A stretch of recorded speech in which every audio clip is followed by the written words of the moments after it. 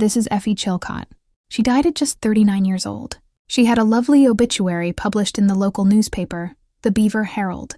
After an illness of 16 days, during which time her life was almost constantly despaired of, Mrs. R.J. Chilcott died Saturday afternoon, June 17th at 4 o'clock, of typhoid fever following childbirth. Effie Chilcott, born Roman, first saw the light in Missouri 41 years, 11 months, and 2 days before her death. She was the daughter of Stephen and Lillian Roman of eastern Oklahoma, who survive her. She was married in Beaver, March 1, 1890, to R.J. Chilcott, and leaves beside her husband and parents 5 children: Dottie, Bessie, Frank, Ruby, and an infant. Also 2 brothers, James and Howard Roman, and a sister, Hattie.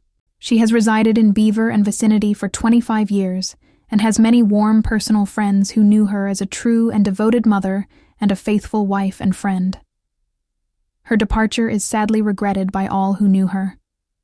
The home wherein she reigned and ministered with loving care will never shine with the same radiance for her loved ones again, and much of the happiness which she alone made possible for husband and children lies buried with her. But, while the heart pines for the love and care of the wife and mother, the sorrowing ones may have consolation in knowing that the last days were given to her master, and that where she is, they may sometime join her again.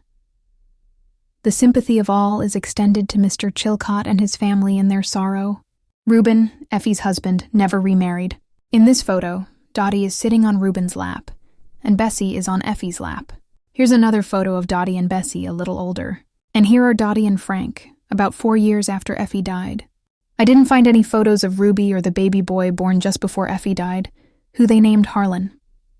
Dottie was about 20 when Effie died, and she took on the task of caring for her newborn brother, and they were as close as a mother and son.